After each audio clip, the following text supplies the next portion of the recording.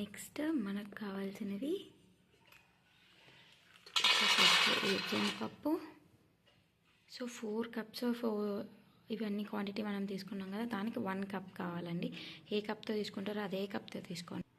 నేను ఇక్కడ కప్స్తో చూపించేస్తాను. ఇవ్వండి, అవిసె గింజలు నేను హాఫ్ తీసుకున్నాను. అవిసె గింజలు చూసుకొని వేసుకోండి, ఎందుకంటే కొంతమంది పిల్లలకు అరగదు. నాకు మున్నుగాడికి పడింది కాబట్టి నేను యాడ్ చేసుకుంటున్నాను. నువ్వులండి, నువ్వులు వేడి అంటారు కానీ అంతే బలం కూడా ఉంటుందండి. వాడికి పడింది, మున్నుకి పడింది. సో కాబట్టి నేను ఇవి స్కిప్ చేస్తాను.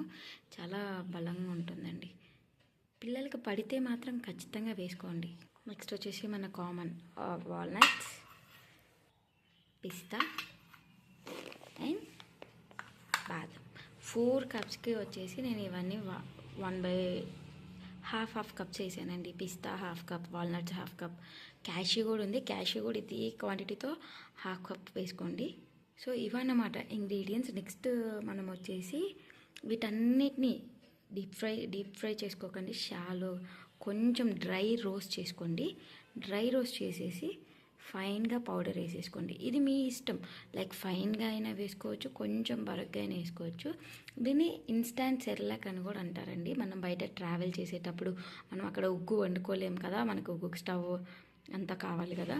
కాకపోతే దీనికి ఏంటంటే మనకి హాట్ వాటర్ ఉంటే సరిపోతుందండి. హాట్ వాటర్లో 1 spoon required amount of water కలుపుకుంటూ చూసుకోవచ్చు. అది నేను మళ్ళీ ఒక వీడియోలో చేసి చూపిస్తానండి.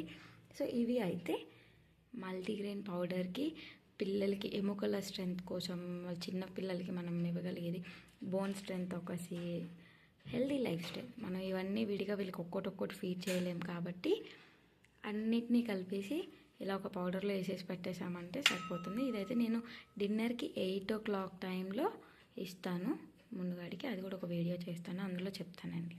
Bye bye, thank you. Subscribe చేసుకోండి నచ్చితే.